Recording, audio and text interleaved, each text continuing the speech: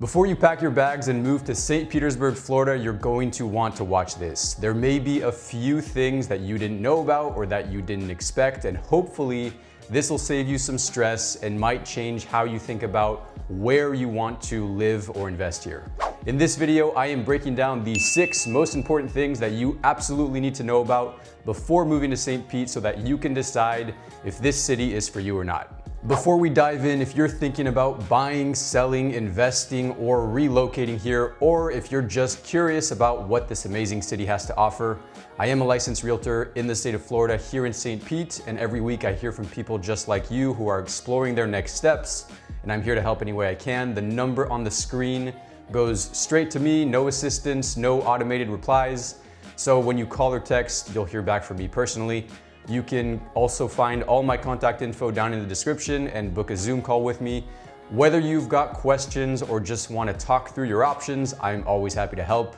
That being said, let's dive into the video. All right, so number 1, let's talk about the cost of living here. While St. Pete is more affordable than other cities in the US, don't expect things to be dirt cheap here.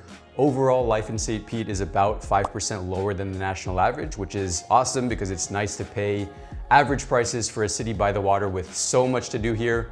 That being said though, there are a few things to look out for, especially if you're not coming from one of the more expensive cities in the country. The big ones are property taxes and insurance costs that can come as a surprise to newcomers. The effective property tax rate here is around 0.8 to 1% of your home's value, which isn't crazy, but it is higher than in some states. And homeowners insurance is probably the number 1 complaint I hear people talking about here. Things like litigation and fraud, hurricane risks, global reinsurance costs are all increasing the cost of insurance for us here in Florida. And I could make an entire hour-long separate video about that topic, but the key takeaway here is that insurance costs are expensive here, especially if you choose to live in a flood zone by the water. Now, with that in mind, there are some nice offsets that keep St. Pete relatively affordable. Florida has no state income tax, which obviously helps you keep more money in your pocket.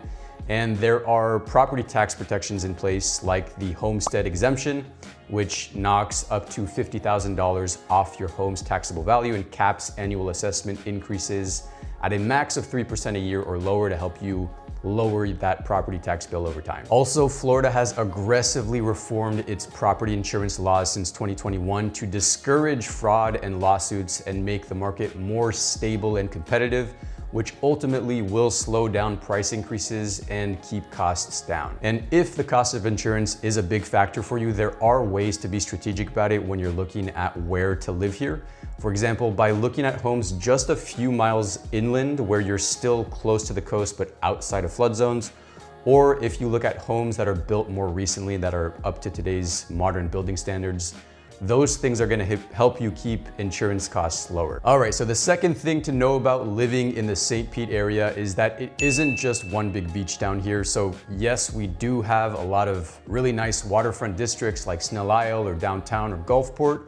And we also have some of the country's most sought after tourist destinations like St. Pete Beach or Clearwater Beach.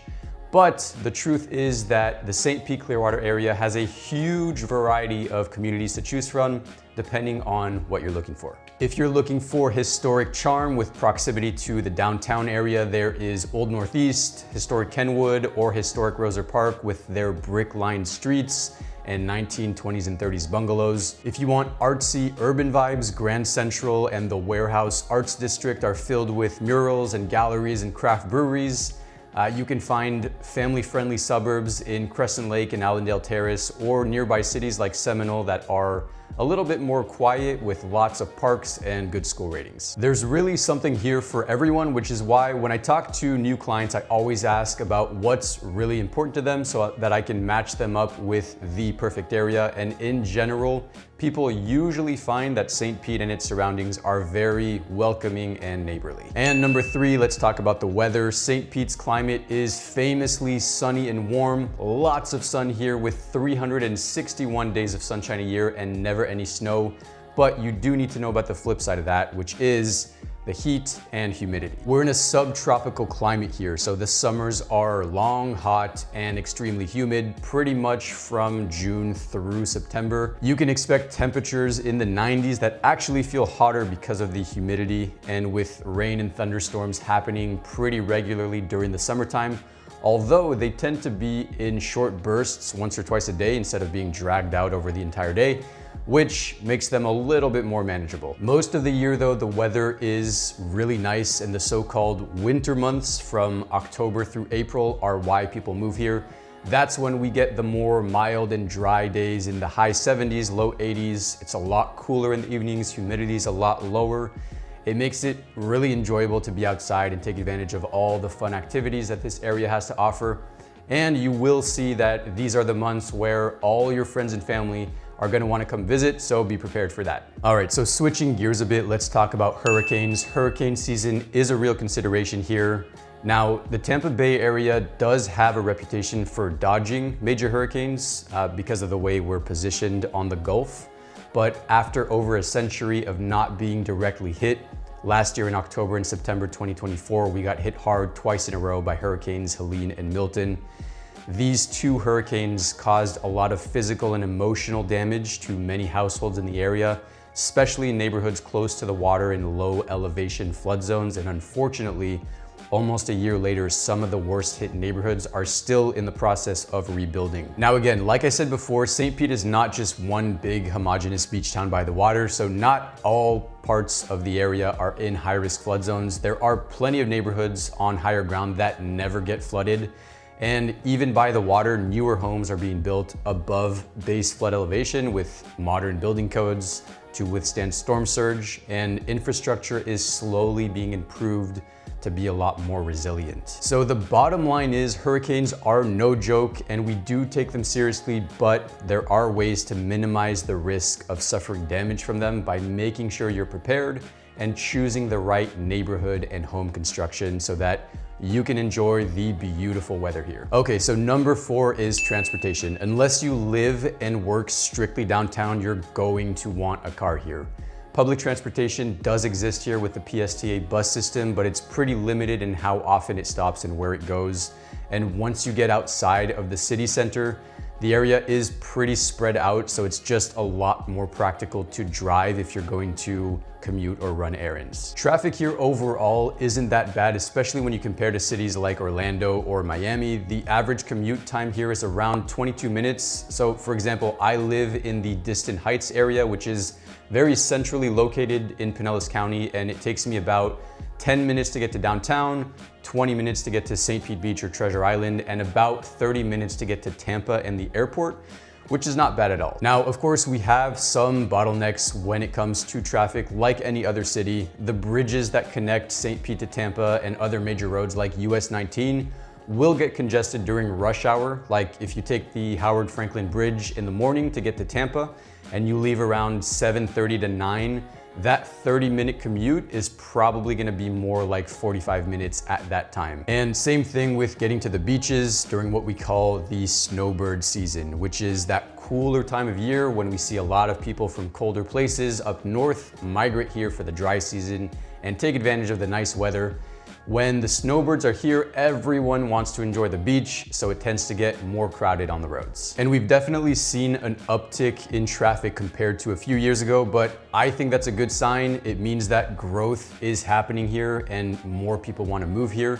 And the city and county are actively investing in infrastructure projects to help with congestion. So if you drive around here, you'll see all kinds of construction happening here, like the brand new 8-lane span of the Howard Franklin Bridge that recently opened in 2025 to expand capacity between Pinellas County and Tampa. So overall, getting around here is super manageable, and as long as you own a car and you're strategic about where you live, you can really cut down on commute times so that you can spend more time enjoying the things that you want to do. And number 5, Pinellas County schools are definitely a mixed bag. So some schools here consistently rank among the top in Florida, while others struggle with lower test scores and fewer resources. So If you have kids or are planning on having them, you're gonna wanna pay attention to this one. The public school system here works in zones based on where you live, and school performance can vary by neighborhood. So if public school is a priority, you're gonna wanna make sure that you're thinking about